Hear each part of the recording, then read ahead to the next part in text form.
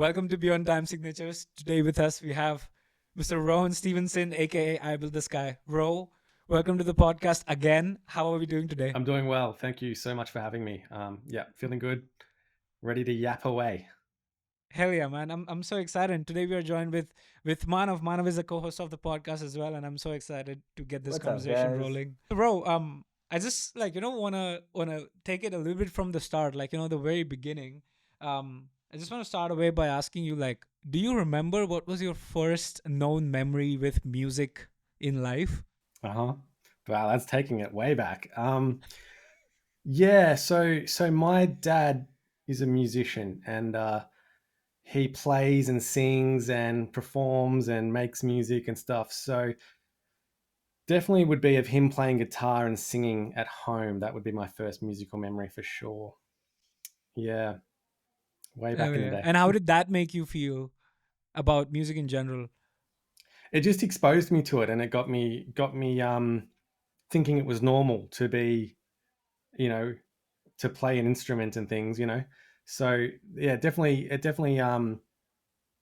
it sparked the seed for my own journey, I'd say. And music's always around at home as when I was growing up. And at a certain point in time, I asked Dad to teach me some chords on the guitar. I was getting interested in that and curious about the instrument and things. So yeah, that was way early on in my life. And yeah, so I think it could have made all the difference for me doing this or not.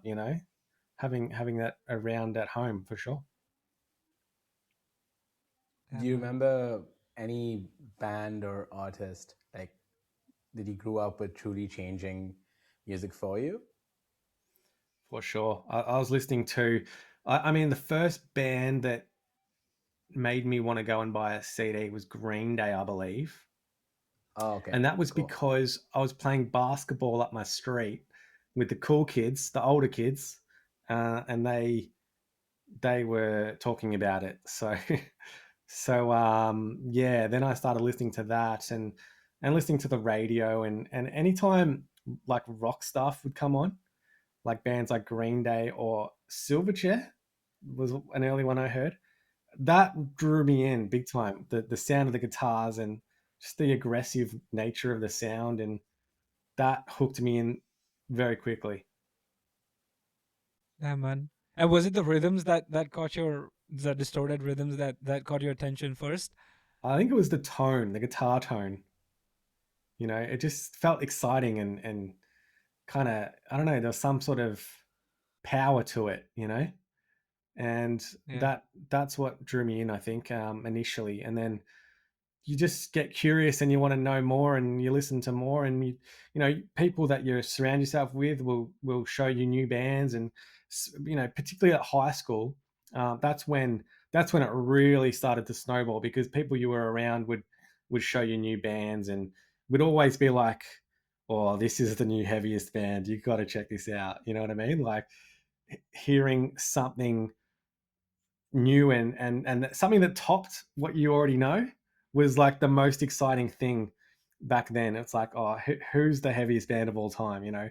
That was the deciding factor of what was good. So yeah, high school exposed me to so much new music, and learning guitar and things at school and getting in my first bands. And you know it's all very incremental stages, I suppose.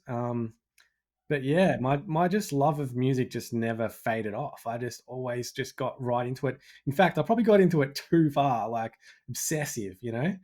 Wanted to know everything and wanted to learn and wanted to be in bands and wanted to be a musician and just really just just go for it, I guess. And I'm still there now. I'm still trying to get to new levels and experience new things and make better music. And I don't know, I think I've got a problem, to be honest. I think you're not alone in that. I think it's it's a thing for Yeah, everybody. at least it's a good addiction more than like drugs or something. So Yeah, could yeah, be yeah, yeah. worse, could be worse.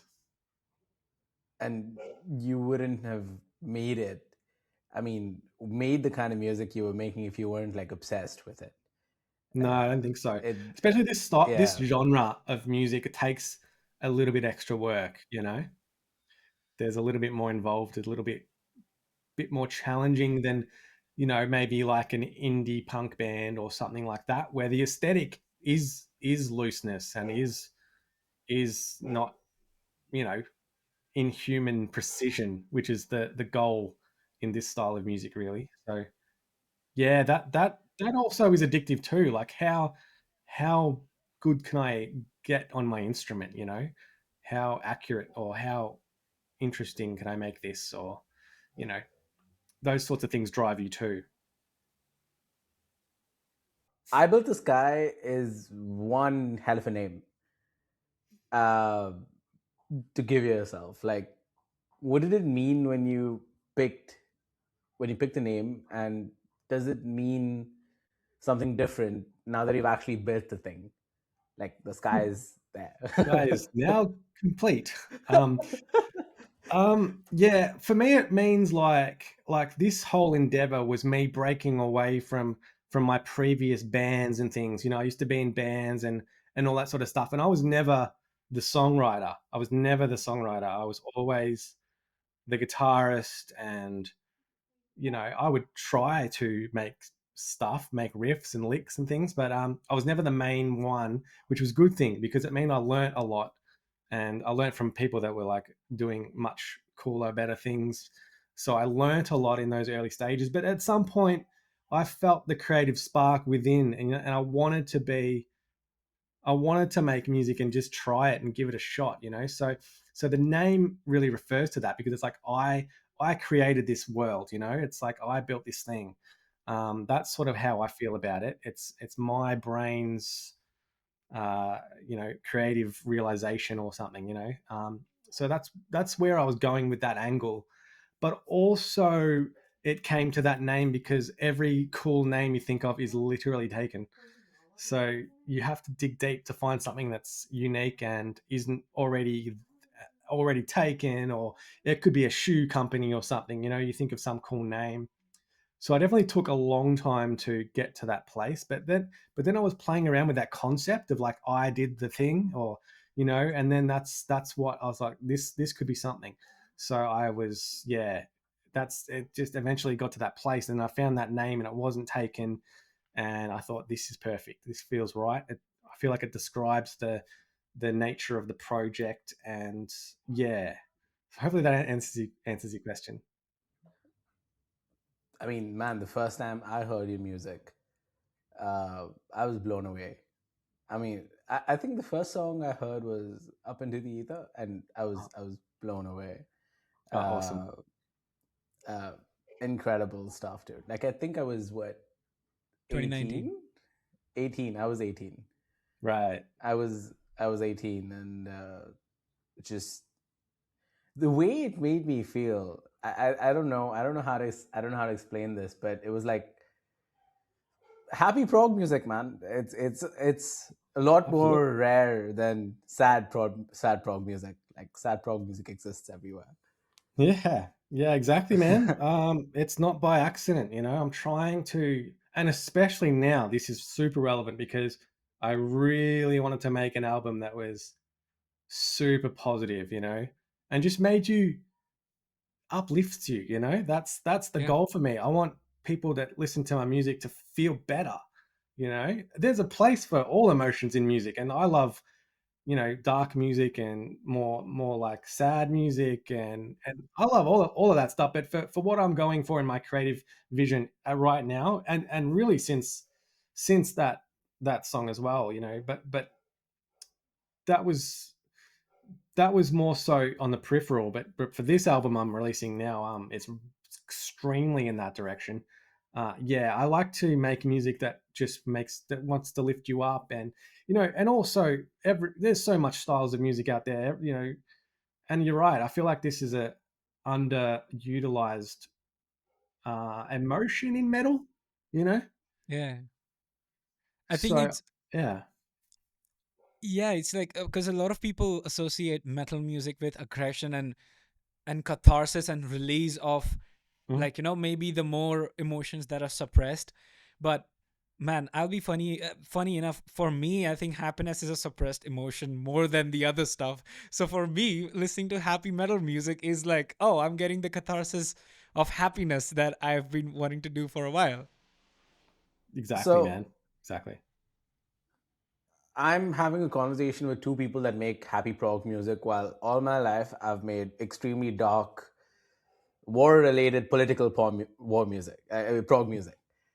And this is a question to both of you. Both of you write music with no lyrics, so you never really got to tell people what to feel.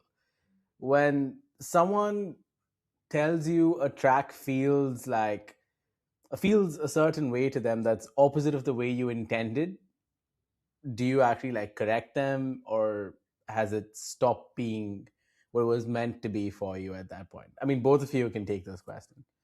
As a Bro, lyricist and vocalist, I completely tell people how to feel, so it's a whole different Oh, situation. sure, sure, sure. I mean, to me, it's like I'm going to do my best with what I'm creating, but then when it's like out into the world, that's like that becomes its own thing, and it's you no longer own it in a way. It's like other people are going to interpret it differently, and that's completely like there's no correcting needed. That's how you feel about it. Then that's great.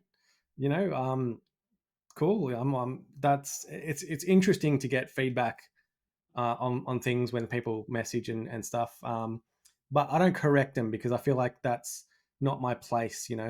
And it's the same with lyrics. I feel like bands with lyrics. I mean, I know this firsthand. People have told me like someone really got this feeling out of this lyric, and to me it was completely the opposite. And I didn't want to tell them. I didn't want to tell them what it was really about. Because I didn't want to spoil their interpretation. So you're never gonna make something in your perspective, and everyone feels that perspective because just the human condition is so vast. Yeah. How close have you gotten to making everyone that listens to your music a certain way? Because clearly, I listen to your music and I feel the way exactly. I feel exactly the way you'd like me to feel from it, empowered, to a certain Hmm. extent, happy. Uh, how many of how many of the people you've spoken to feel the same way? Just to get an idea of how on brand these both emotions are. Oh, well, the ones that tell me. There's other people that don't like it or that don't resonate with it, and you just don't know. You don't hear from those people. So, or you do hear from them, and they tell you exactly how they feel. They don't like it or whatever, or it doesn't sound good to them. Who knows? Um, yeah. So you never really know. I would like to get a survey going of anyone who's ever come across my music and how it's resonated or how it's made them feel. That would be interesting. Um, so yeah, I just don't know. I guess it's I can only really gauge it from the people that do interact with it and follow along and let tell me personally. but I think I would agree with Ro. But also because I am a lot more younger as an artist in my artistry, I think there are those moments where I'm like, no, this was not supposed to be that angry emotion that you felt, like in my head, but obviously, but it's like, and then you're like, oh, this person felt a little bit differently. Oh, that means that, oh, maybe their life experiences and the things that the music that they've listened to up until that point, they have associated certain emotions to those themes and those styles and those modes and those colors of music for them to then feel this way. So I'll be real. In your song, like the two-part beautiful music video that I Mhm. forget the name of the first song, something beautiful, start of Yeah. something beautiful. Yeah. Yep. Yep. So you go from like a tonic minor to a flat six major chord, right? Like Do I?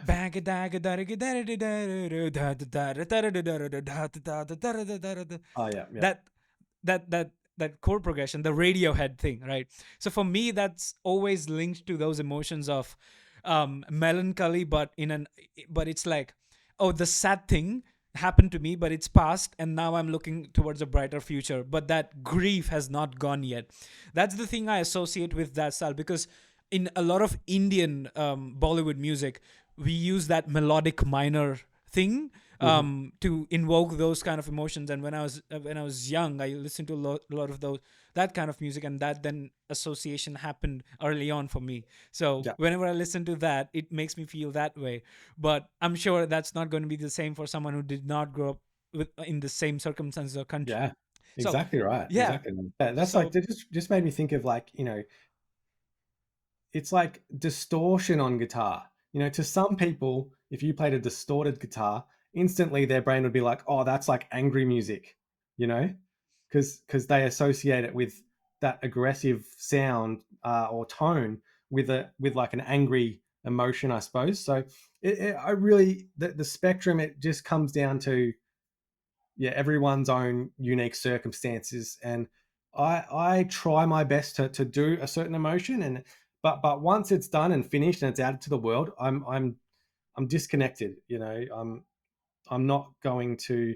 It doesn't. It's just interesting. I like to get feedback because it's interesting, but it doesn't change anything or make me upset or trigger anything necessarily. Yeah. makes sense. And that about the writing process, for this specific record, because I have not done what I'm gonna ask you, but I'm very curious about it. When you maybe go to a B&B of, like, I'm gonna be here until I write this music, how has that experience been for you? And like, how different is it from, say, just recording a song in your studio environment? Yeah, well, I tried that, and at the end of the day, it didn't really give me any better results. Like, the experience is fun because I'm somewhere new, and it's, you're trying to absorb your surroundings and all of that. But I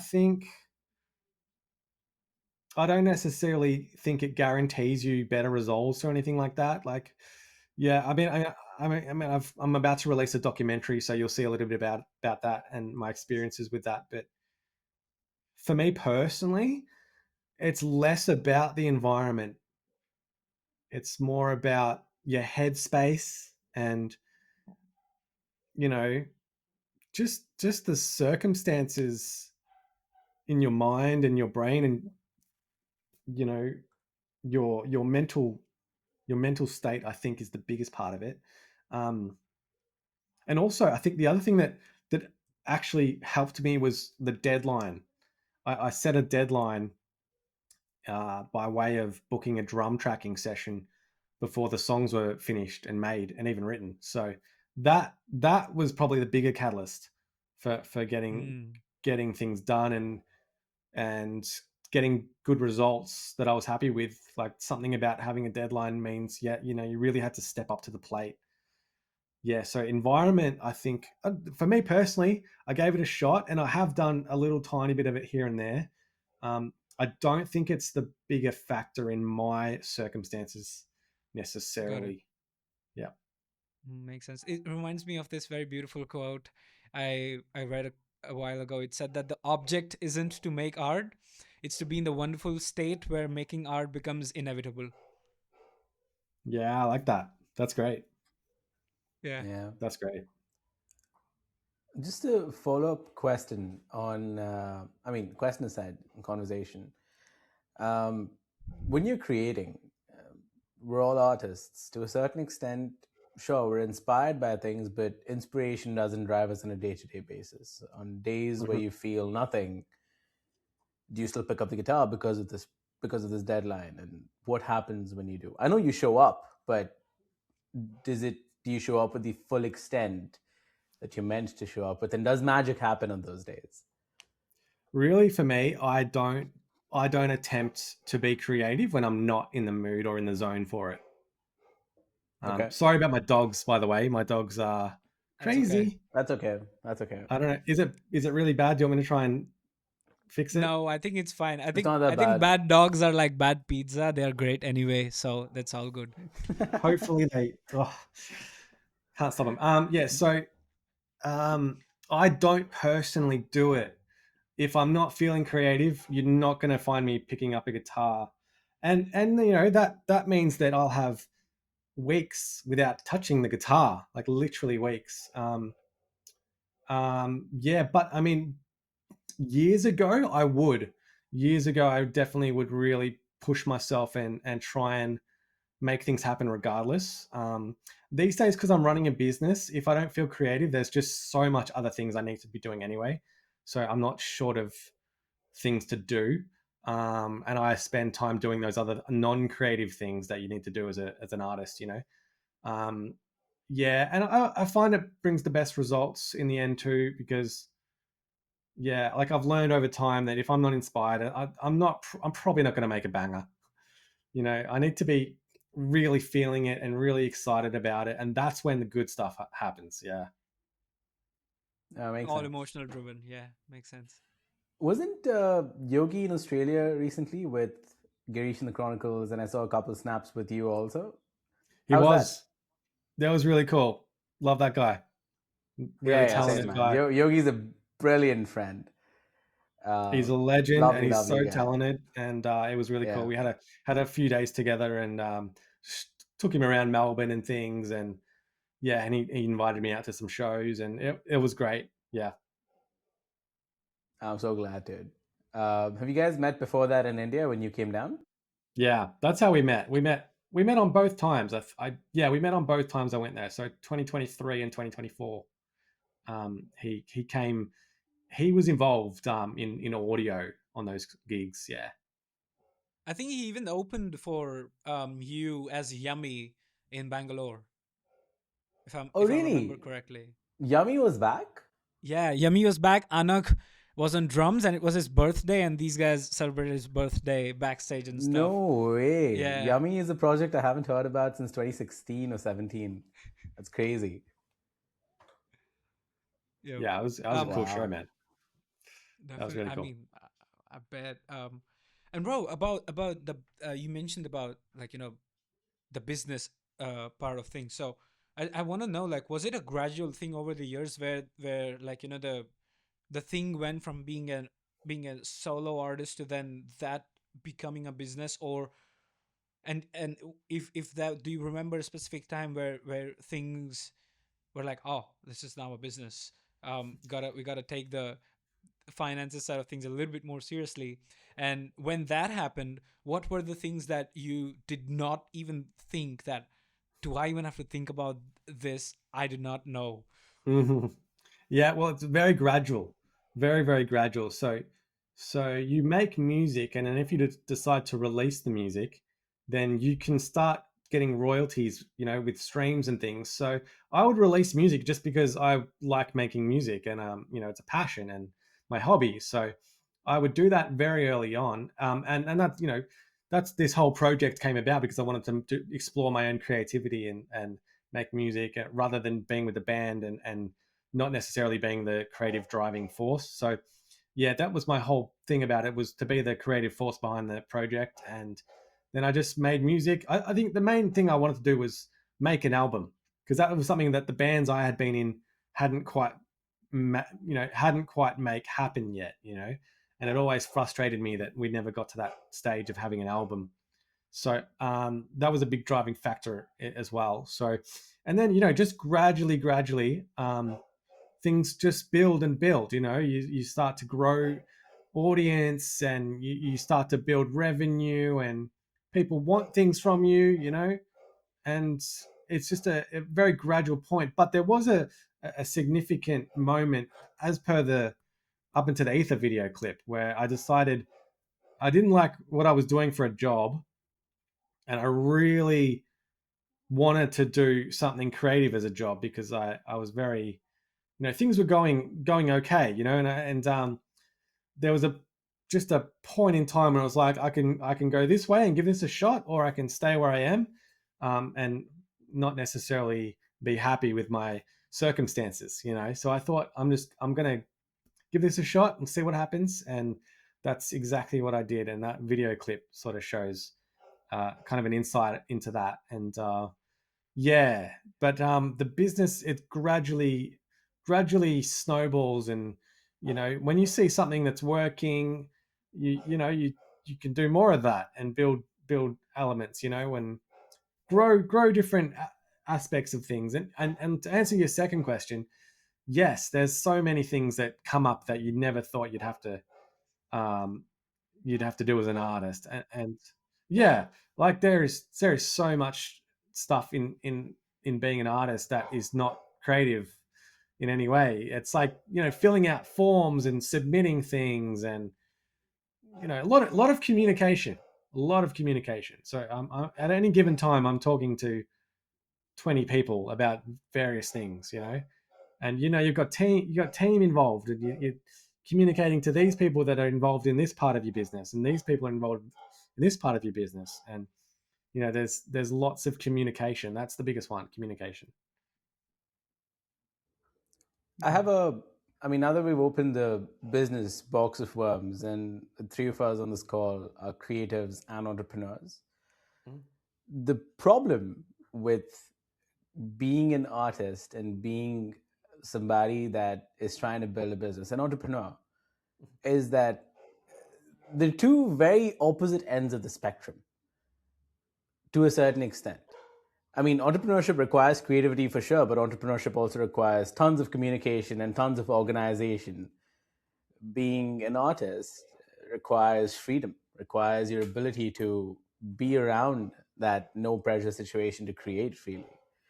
My experience, at least around this entire thing, is ever since I started my biz and went head on with the business, my ability to create art for myself has taken a hit. I can do it for clients, I can do it for others, I can do it for a bunch of people around me, but I feel considerably constricted when I just open my door, or I have freaking Photoshop open, or I want to do something for myself, I hit like a wall. Has this ever happened to you? And I mean, clearly you're balancing both. So how'd you get over it, man? That's a great question. I just, I don't think about it too hard, really. If I'm feeling like I want to create, then I drop everything and do that. you know you have to sort of prioritize your ebbs and flows as a creative person. So if I'm in the creative brain, then we're in the studio, we're going to do something creative, and anything else doesn't exist at that point in time. You just sort of have to commit. Like, if you're thinking, oh shit, this deadline of this thing is coming up, and oh no, this other thing is, oh no, all those things on your brain is going to affect your ability to be free and creative. So I think for me, I'm able to shut off the external world when I'm feeling creative.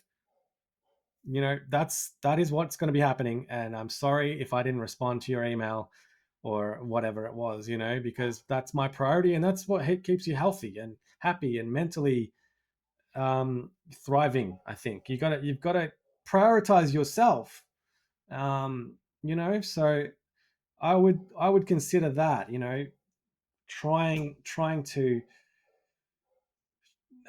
mentally compartmentalize those things. Okay, I'm feeling creative, so I'm gonna lock in with that, you know, and hopefully that helps your situation.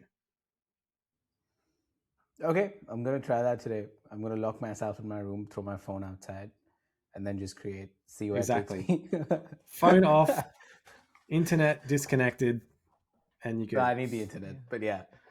But Ro, I'm so glad you said that because I've been having this conversation with Madhav a couple of days ago where so I mean I'm not sure if you know, but I also have my own freelance media business where I do videography and video editing and color grading for other people. Mhm. Malian is one of the people that we work with as a duo and also as a solo thing. But I was actually thinking about putting that on hold for a couple of months to just focus a little bit more on the music side of things. And I was having this conversation with Manu where I was like, dude, do you think I'm stupid to throw away money to focus on more music? And that was something that I was having a really hard time with. And Manav told me a little bit on the same lines of what you told me, but I want to know from you, like, how would you how do you have like a inner circle, or like, when you doubt certain things, and like, who you confide in for um like, advice and things like that, and how does that help? I want to know that, man. Yeah, absolutely. Yeah, I've got a whole bunch of friends and things that are, high level people in their own right doing incredible things, as well as artists. Lots of artists and things. But I've thought about this, and really, I think that that's like me when I'm not doing anything. If I'm doing nothing, I don't feel guilty that I should be doing something, because I know that it's going to be a net positive overall because I'm going to keep my mental health. If I was to like constantly force myself to be productive, you'd burn out. You burn out. So, um, yeah, that's my feelings on it. If you want something to happen and you're throwing away money, maybe you feel like you're throwing away money in the short term, but are you not gaining more money down in the future because you're going to be able to sustain it, and you can continue it years and years into the future? Whether if you just took prioritized money, you might just burn out. You might lose your creative passion and mental health and that sort of thing. So I think you got to understand that's like sleeping. You don't feel guilty for sleeping, right? You Yeah. could be working 24 hours and get ahead of everyone, right? But actually, no. Sleeping is so important for your health and for your mental state, and that's going to keep you going for longer. I would back someone who sleeps and has downtime to win at the end, because they're going to be in the game for longer than someone who burns themselves out by just keeping a ridiculous schedule and doing far too much beyond their capacity. I've seen it with creatives time and time again. YouTubers constantly, uh you know constantly Burnout. pulling the pin because they're burnt out, and it's a matter of balance and maintaining your health, being happy. At the end of the day, if you're happy, you're going to be doing great work. So that's Got it. bottom line. Do what makes you happy, and you will continue that far longer. Makes sense. Most of what you make as a creative, as an artist, as somebody that's been in the space for long enough, you make alone. What does collaboration give you that solitude doesn't? And what does solitude give you that you'd never get from a room full of other players? That's such a good It, question. Yeah, I love that question. Already you've got me thinking. So basically, when I started this project, I had been working collaboratively for years and years with bands, right? So when I started this project, I was like, fuck everyone. I am doing my thing and I don't care whether it's worse or better. Who cares? That's not my concern. My concern is that, um, let me have a go. It's like painting painting a painting. You're painting because you love painting, right? Maybe it's not the best painting, and if someone came up to you and said, hey, I could paint that way better for you, you know it's like, dude, I'm painting because I fucking want to paint. Like, I love painting. Like, I'm not doing it to make the best painting. I'm doing it because I love the process. So that was my headspace, early on, is like, I'm doing this for my own fun. That's why I did my own mixing and my own mastering, not because I was good. I was terrible, but I like to learn. I like the process, and it was fun, and the challenge, the personal challenge. How far can I take this? And still make people question what they're hearing, like, you know, and programming drums, programming bass, playing bass, all that sort of stuff. So that mentality was a great starting point for where I am now. But now, having a sustained period of having that mentality, now I'm embracing the other way, and getting other really great creatives and musicians involved. So this album is one of collaboration, and it does involve those external creatives being, contributing to the music and things. I mean, at the end of the day, I can still say no. It's still, I still get to say I still get the end say. But the thing I've got going now is so great that it's not really like that. It's just feels good and it sounds good, and it's benefiting the project, and so there's a strong place for both mindsets. I think it depends on what you're going for, and your goals, your creative goals. For this project, for this particular album at least, I really wanted to make the best music possible. I wanted to write the best songs I could and present them in the best way. So I didn't want to just use program drums or mix it myself or something. I wanted to get the best results. So bringing in those external people that are really specialized and high level. Oh, dog's gone crazy. Um, High That's fine. level performers and musicians, engineers and artists. I was really embracing that because I wanted to reach a certain end point with the songs.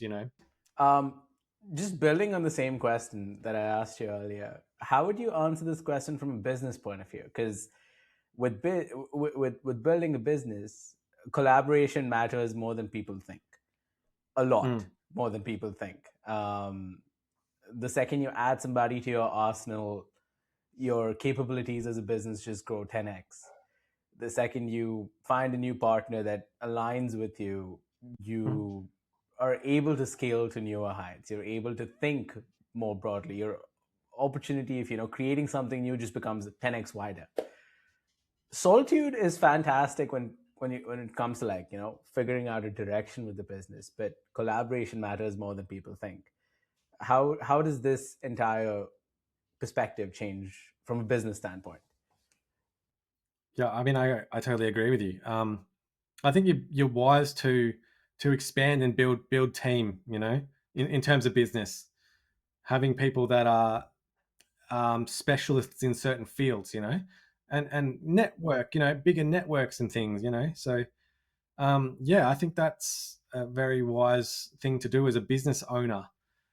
Bring in people that specialize and can grow aspects that you might be weaker at, or you're not as you don't have strength in certain aspects or certain fields. You want to fill those holes. you know so yeah, I mean, I think it's a good thing as a business owner. Absolutely. I'm constantly trying to develop with connections with people and things, and use other new creatives and whatnot, that can contribute.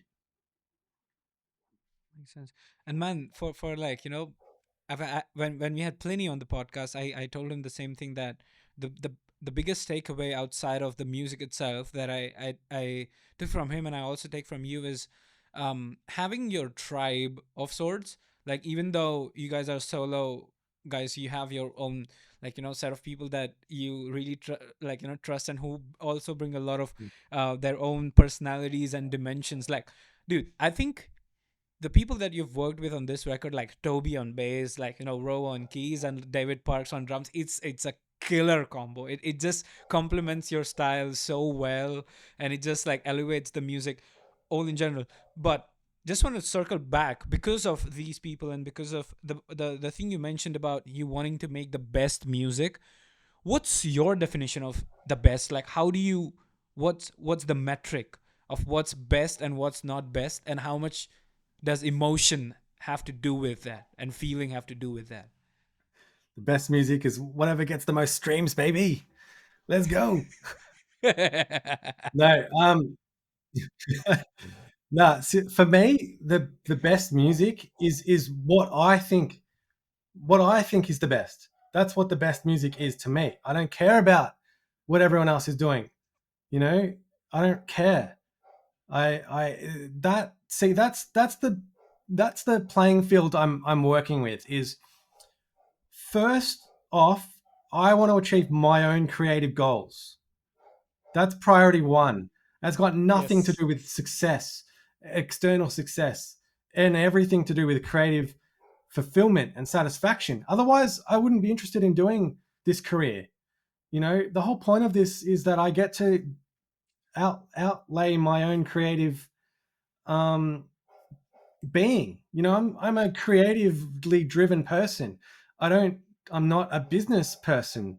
I'm forced to be a business person because I love the creative thing so much, and I want to make it work, and I want to spend more time in this field, and I feel like I can do that by doing it at this level. So yeah, that's what the priority one. The best music to me is what I feel is the best music. So if I love it and I've gotten the most out of my creative brain, I've explored as much as my creative brain can do, and I've realized that that vision and a high level, in my opinion, then that's the best music. You know, that's the Hell metric. yeah. And then once I've got that, then I can navigate the second thing, which is the external world.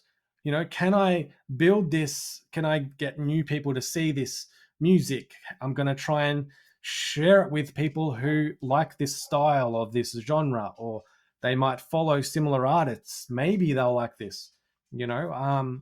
But you just do the best with what you've got, you know. So I'm never thinking about, oh, this can get the most streams, or if I did that, I wouldn't pursue this style of music. Step one, you know. Yeah, and I would do things so differently. If it was about streams, followers, all those things, I'd be doing memes. I'd be doing crazy shit, you know, pranks on the street, whatever it is, I don't care about that. I want to do my creative vision and then push that as far as it can go with people it resonates with. Yeah, so that's what I'm kind of working with, I suppose. I I feel love that. like, I, first of all, this is very commendable because there's a certain sense of maturity that comes with you thinking like this. As younger artists, when we were building bands at 20, 21, 22, all we wanted to do was figure out the trick to blowing up and being uh, friggin' somewhere big with 10K followers, 100K streams, and so on. I mean, you're prolific in an era that rewards prolific, but taking this route requires more gusto. Has the algorithm changed your relationship with finishing things? Because let's be honest, consistency, shipping faster, getting things out more faster is truly rewarded on the algorithm. Or do you fight that and just let go of all of that nonsense and focus on your craft and release whenever you feel like releasing? Yeah, dude, let go of all of that stuff, you know. I really do. That stuff is secondary. I don't want to burn out, you know. I'm a creative person, and I want to have a long career, and I like what I do. Fuck all the algorithm shit. Obviously, that comes secondary. Obviously, yeah, I'll play the game a little bit once I've got my product or my art ready to share. Then I'll do things here and there that try to benefit that, but it's never with that in mind, you know. It's always an And afterthought. yeah, yeah, it's always an Got it. afterthought, and just it's just not a healthy way to be as a human being. Or I have to make sure I release one song a week, otherwise the algorithm's gonna, the algorithm changes, by the way. Yes. It switches up, so you can't win. You never can win, so fuck it. Focus on the creative stuff. Anything you can control, that should be priority one. And then you can experiment with trying to reach new people in different ways. As long as you're comfortable with it. But I think there's people out there, their whole existence is get the most followers, get the most streams, and I think that is a really sad and unhealthy existence, and not creative. That's not a creative person. Because you're operating out of a fear rather than love. And I'm assuming 99% of the people do music out of love and not fear. So it just Exactly. doesn't go in the same direction as that. Yeah. I feel like you can tell who's in it for the love of creativity and the love of music, and those that are doing it for attention and most streams, most followers, most views, all that shit. I think you can tell. And I think the audience can tell. And I want to build fans and an audience of people that understand and they get it. Like they'll let me have my space. You know, this album is like it's like 4 years in the making. Damn. You know, um, and yeah, it's I'm doing it on my terms because I know I can sustain that. And if that interests you, you're happy to wait. You're happy to, you know, that's the kind of people that I care about having supporting my music. Makes sense. And see, I think, sorry, Manav, I think this aspect of metal music, the mindset, the psychology, the rebellion, the anti-culture of not doing what's been normalized and self-actualizing and being, because now everybody's like, oh, you have to be nonchalant, you have to do this in a very systematic way, you got to keep people like, fuck all of that, man. Like that's not the counterculture. The counterculture now has become what you're actually doing, and which is self-actualizing, taking like, matters into your own hands and just being yourself in a very unapologetic way. I think that's what metal has always been in terms of like the true emotion. And I think we've all Absolutely. been guilty of just making it a caricature of like, oh, minor and Frisian is metal, everything is not. No, this is metal. Mm. Pray, you sound like you're gonna write Man of War lyrics after this, you know? Yeah, I agree, No, man. I but agree. uh dude, bro, say I'm somebody that wants to build a mindset like this around my music. I mean, not just music, around anything I create. Or this is for somebody that hasn't created before but is a little afraid to get into that space and, have the self-confidence to actually follow through on that. Now, I know your journey. I know how far you've come building I Built the Sky. And I'm sure this mentality didn't come on day one. uh, Mm. Day one probably would have had a little more doubt than where you are today.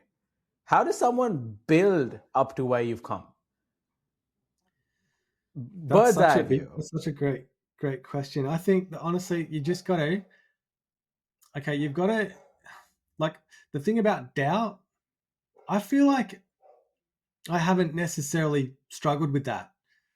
Um, I don't know why necessarily, but to me, it's just like you just try and simplify it. You like making music, okay, cool. So do that. Make music, and then when you're done, when you've got it to a spot that you feel like I can listen to this, I enjoy this, then you can release it. Focus on the product or the creative thing, and then switch over to like how can I get people to hear this? I'll make a video clip. Cool, let's do that. I'll make artwork. I'll release it on this. I'll perform. I'll share it live. Those other things that you do once you've finished that creative thing. So, yeah, and if you've got self doubt, I would just say you just have to get over it. Sorry, just everyone starts somewhere. Your favorite bands have terrible music, whether it's hidden or it's in their back catalog somewhere. Everyone has to start somewhere. We're all the same. We all start at zero. You all start at zero listeners, zero followers, zero anything, and you just have to go. You just have to do your thing, and just go.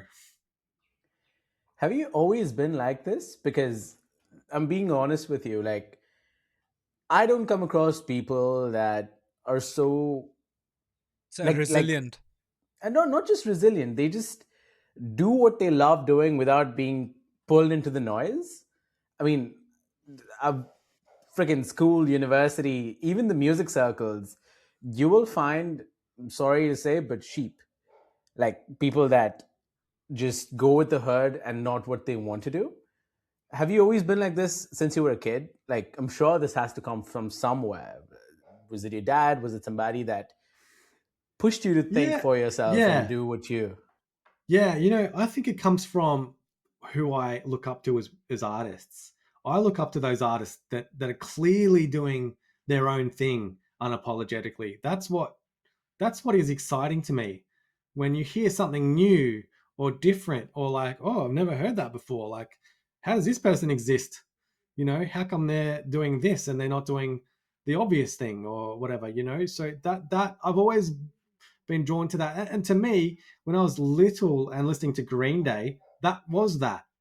Green Day were doing something different because that's all I had ever known in music was like the whatever's on the radio, and that has a certain sound. And then when Green Day comes on, it's like, oh shit, it's like a different thing completely, and something much more like cooler about it. So I think I've just always been drawn to that type of creative and that type of music and stuff. It's anything different, you know. Yeah, and that's a thing I have. Like instinctively, if a lot of people tell me to listen to an artist, I ain't listening to it. I'm just not. So if it's too many people are telling me to listen to it, that is a red flag to me. It's like this is probably not going to be my thing just instantly because everyone's telling me about it. Um, and so I am just personally drawn to the different creatives, and I love discovering things. It just means more to me when I discover some artist that's making some really different sounding music or different. It just I don't know. So I don't know if I've always been like that, but I've always drawn towards that kind of thing. Think now I do want to address the elephant in the room, the prophecy of, like, promising, like, yourself to thrive. So Mm. first question about the record is this a promise that a person is making to themselves, or is a third person asking the other person to make that promise for themselves? The way I wrote it was it's to myself. I'm Okay. telling Okay. myself this. Okay. That's the sort of the catalyst for the music is like trying to trying to slap myself across the head and get out of those dark thoughts and those unmotivated states and things. I'm trying to remind myself, you got to get up and you got to get at it, and Got it. don't live in a dark place, live in a positive place. And that's the thing. So, and I hope that people feel that to that's me telling it to them, but it's also them reminding themselves when they read through the titles and stuff like that. So it's a broad way to interpret it, I suppose. Yeah. And man, I'm very curious to know about the whole process of making the record. Everything from, like, what did David bring onto the table, and how were your recording sessions with him like? How did Toby and, like, other role played the part, and, like, how was the whole environment, and, like, the headspace, and most importantly, I've loved Forrester's work. Like, I think he's going in the Hall of Fame as one of the best recording Best, engineers yeah, and Yeah. producers of our times. But yeah, I yeah, want to know from 100%. you, how was your experience like, and, like, what all things went down, and, like, how was the whole thing? Tell us everything, man. Tell us everything. Well, I actually made a documentary. So the documentary Okay. will share a lot. The documentary will share a lot. So, but to summarize it a little bit, um, you know, I wrote the songs, and I wrote bass parts and I wrote keys and synths and drums because that's how you formulate the song.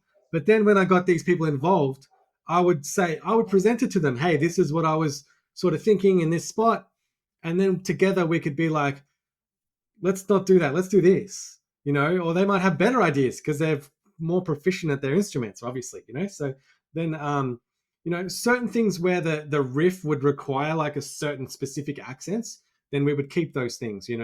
But outside of that, the guys I had involved, Ro, Dave, and Toby, they really, it's them, they've contributed their souls into it and really to benefit the song. And yeah, and it was a process of just like, here it is, you go do your thing to it, and let's come back and we can reconvene there, you know um yeah, but the initial thing was I would make the demo, so I would have it all there from my perspective, and then they could be like, oh yeah, I can see in this place you want like a really improvised kind of drum bit, So I will do that, you know.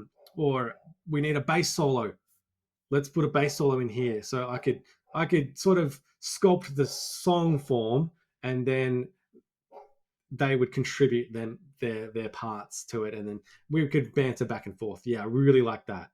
That's so cool. You know what you did there, don't change that.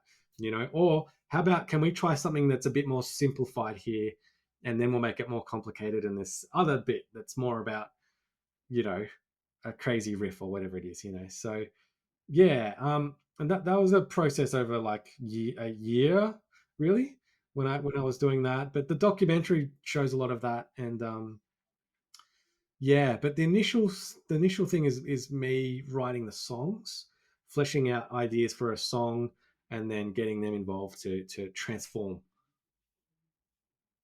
Got it. And how was the experience with Forrester this time around? Because the songs that you've already put out, I think they sound really great. Like, Yeah, absolutely. yeah, yeah.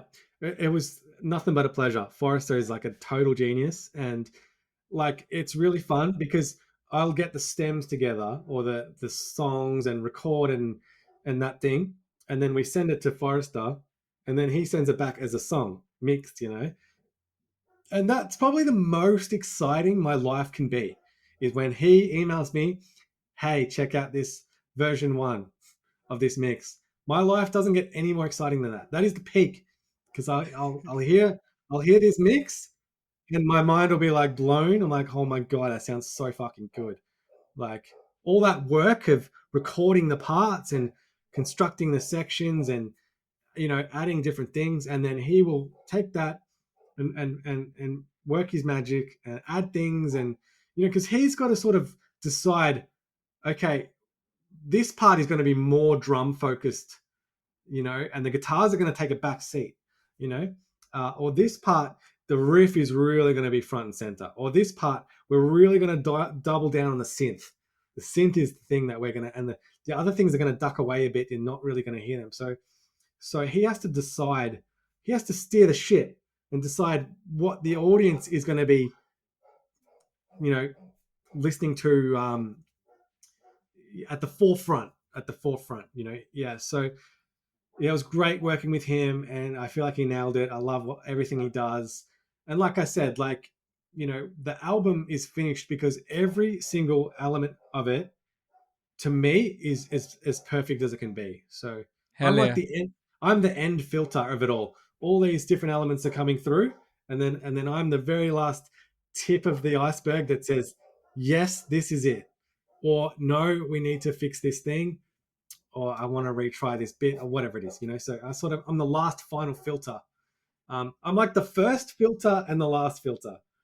Yeah, because like I kind of might make the songs and the melodies and the structures and things, and then everyone is in the mix, and then it comes down to the end when I tick the box. Yeah, that's the one. That's what's gonna get through and be what I present. Yeah. I want to dive one level deeper with the album on an emotional spectrum.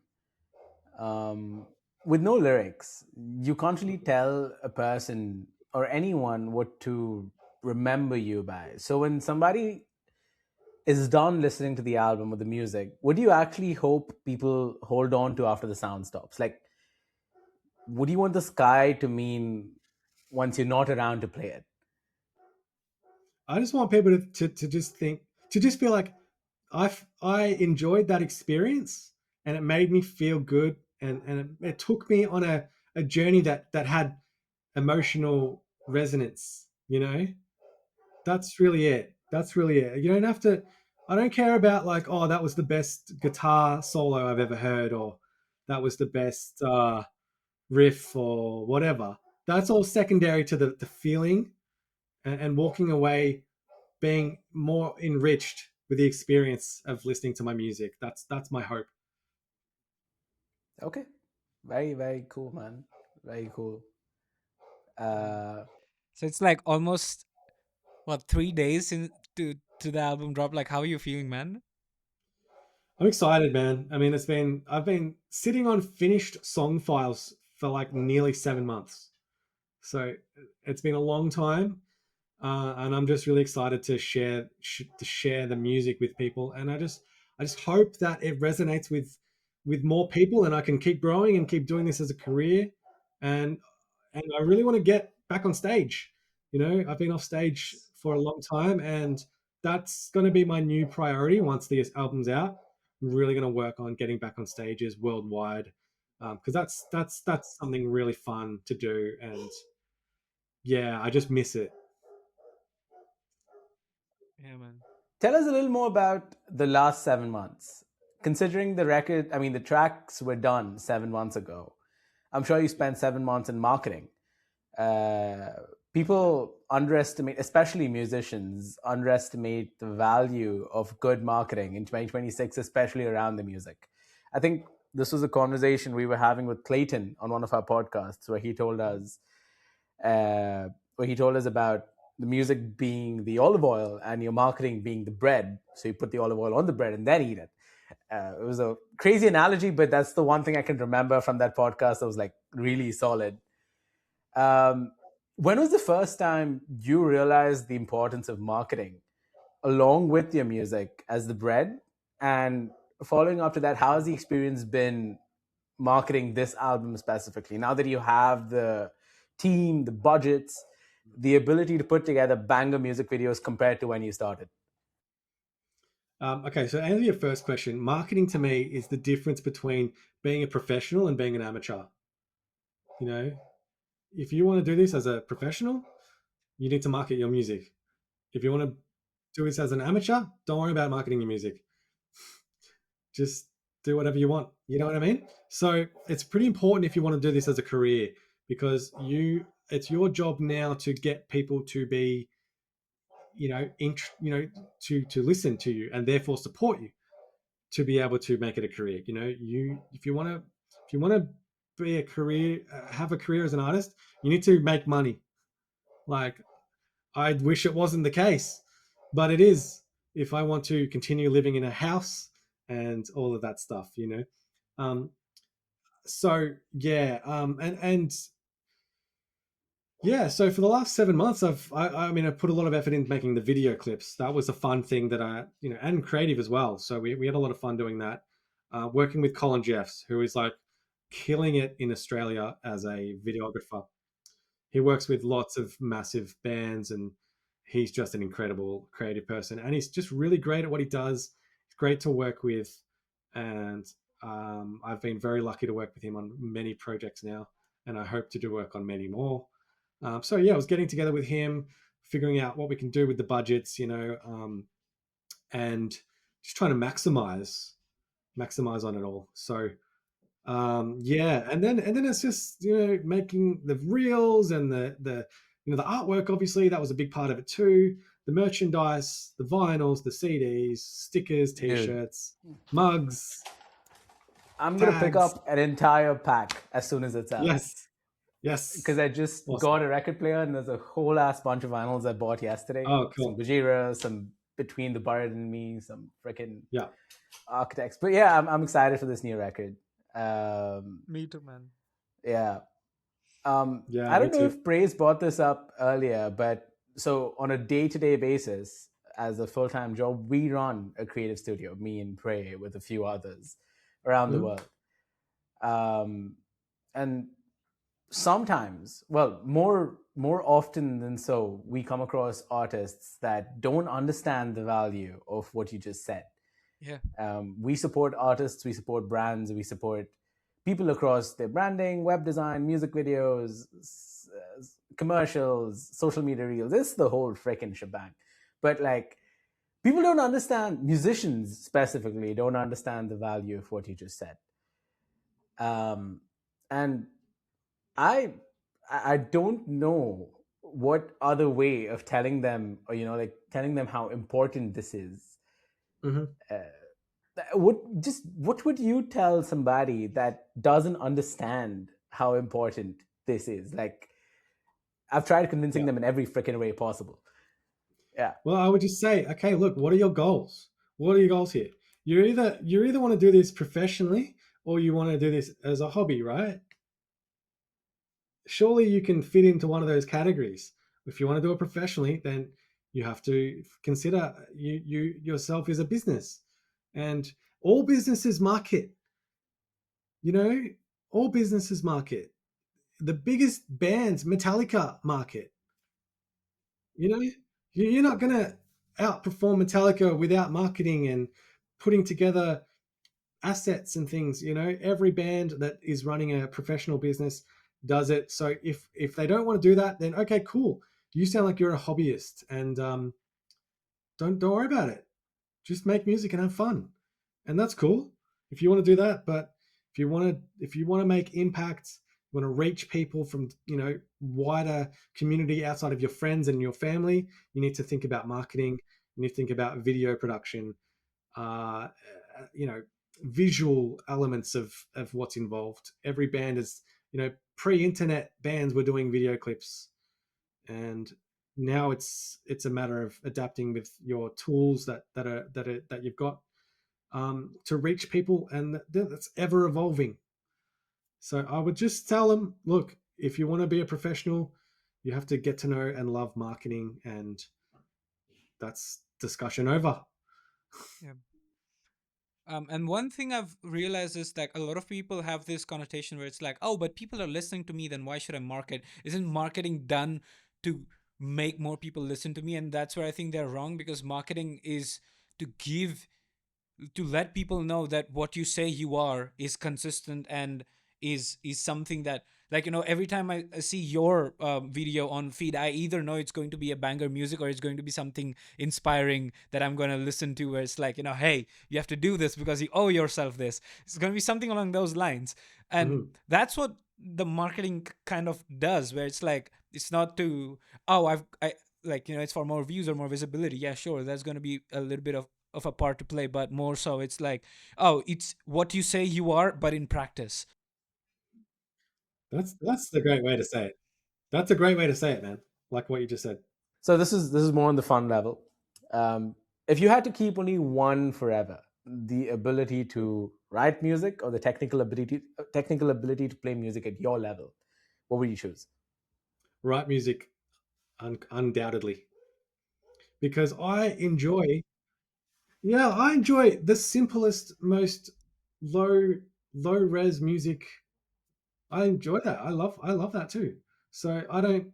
My driving factor is, does the song make me feel something? As or if it's a visual thing or whatever it is. Like I care more about that than the technical skill behind it. So I'll sacrifice that very quickly. Makes sense. I mean, I appreciated that about you when you did that acoustic record, because one of the advice that I got given from well wishers, but I don't think they really gave me the advice that I really needed, was like, oh, you've done this thing, now the second thing that you do has to be like, everything you did here but better. And to me, it felt more like, oh shit, I have to step up to the occasion, all of that. And then I remembered that after you did that record, with the first record, you went ahead and did something completely different, like the acoustic record. And to me, that felt so powerful, because it's like, oh, this is something that I personally resonate with more. It's like, oh, people are thinking of me in a certain way, let me try, like, not necessarily like that, but it's like, oh, you're flipping the whole perspective, and like, just doing, because now this is something that you find cool and you want to explore more. And just to see like how much more melody centric and more, like, beautiful the progressive side of music can be, even on an acoustic guitar. That was something that I discovered for the first time when I listened to your record with the acoustic record. And now Mhm. you've come back to the more, like, the proggy, and like, the side of things. And now I'm sure it's going to be, like you've mentioned, your best record yet. And I'm very curious to see how that goes. But the fact that you did not confide to, like, oh, second record needs to be everything you do good but better, and only then you're guaranteed the success and everything. Because, like, what does that success even mean? Like, your Mm. idea of success has always been internal, so, Yeah, like, why does yeah, it matter to exactly. anybody else? That's So that exactly was it. Like, very empowering. cool, cool. Yeah, like to me, it's always my creativity first, and then like how to market that second, I guess. So it was a selfish sort of decision really to do an acoustic album, because that's probably like kind of career suicide in a way. Like, if I was to try and convince a label, if I was working with a label, they'd probably say, nah, don't do something different. Do more of the stuff that everyone loves, that everyone knows you for. So yeah, that's just my creative brain winning the arguments as it always does. So no real thought apart from I just think I like this music and I want to explore that as a creative person. And I love that there was no thought, because for somebody like me, there would be 1,000 thoughts before doing that. Because instead of living, I've, like, sadly focused on thinking about living rather than living. But I'm working on That's doing it. it a lot less. But it's just great to see that. And like, I also wanted to say like a couple of other things. It's your journey personally for me has always felt personal, because when I turned 18 for the first time, I got my first debit card, and the first purchase I made from that debit card was like, your Patreon, because Oh like, yeah. at the time I wanted to support you. And then, and fast forward a couple of years, like, now, and then I got this hat and everything, and I think this is the only piece of merch that I own. Maybe I should like Wow. support my friends more and everything. But I did not have a lot of money, like, in that era and time. But just to like, having that coincide with like, oh, I've supported Ro through my thicks and thins, and it just feels so much personal, like, supporting your journey, and just having that as a mirror reflection of where I've been and stuff. So it's always felt personal, and it's always a pleasure to like, just radiate, and like, just absorb your positivity, and just the way you think about stuff. So I'm so happy that you got on the podcast again, and like, shared with us how your mind works in so much depth. I really appreciate that, man. Thank you. Oh, and thank you guys. Really, it's great, and what a great chat, because it's really cool to be able to get deep into these things, which doesn't always happen. So I do appreciate that, and I'm glad I can share some things from my perspective. And it's a pleasure, and your support has been awesome over the years. And I really, it means the world to me, because I couldn't do this if I didn't have people that were interested and enjoyed what I did and can support it in that way. So many thanks. Okay. Our Thank you. pleasures, Thank you, man. Ro. Thank you, Ro. To end the segment, this is something new I thought about 10 minutes before this podcast. I'm going to describe three scenarios, just three scenarios, and you tell me which of your songs you want to assign as an emotion to the scenario. You have 20 seconds. Mhm. All right. Okay. The first one is reuniting with someone you haven't seen in 10 years. Which of your songs would fit the scenario as like a soundtrack? That's such a great question. I'd probably say one of the acoustic songs. Um, you know what? The Quiet Place Away, that song. Hell yeah. I feel Okay, like bango. that's a great emotion for that. Okay, Yeah. bango. Number two is checking your bank balance the morning after a tour ends. Yeah. So that would be, what's my saddest song? Probably no, that would be a song called Undulatus. That's what goes on in my head, Undulatus, which is like my most aggressive, dark song. Yeah. Okay, cool. And number three is actually, I have two over here. One is your dog seeing snow for the first time at a holiday. Yeah. I think W- there's a song called Stratus. It's very playful, Oh yeah. Okay, and just very light and fluffy and playful, and I think that would suit that. It's an I have one. oldie but a goodie. Okay, Only very good, yeah. I got one more consolation one. I don't know if this fits your brand at all, but give this a shot. The exact second you realized you left the stove on 3 hours into a road trip. Oh. Um. Hmm. I think Well, that push might be play would be something. a good one. Oh yeah, something more frantic. I was going to say Fuel to Fly. Super frantic. Yeah, I feel like Fuel to Fly because it's very frantic. Okay, cool. That would Okay, be the Makes sense. emotion that I'd be experiencing. any closing thoughts? Anything you want to let Mhm. people know, or just share any message to anybody listening to this? Absolutely. My new album is called Promise Me You'll Thrive. It's out May 29th, which is like 3 days 3 days. away. Yeah. If you like instrumental rock metal music with a positive twist, you might like this music because it's very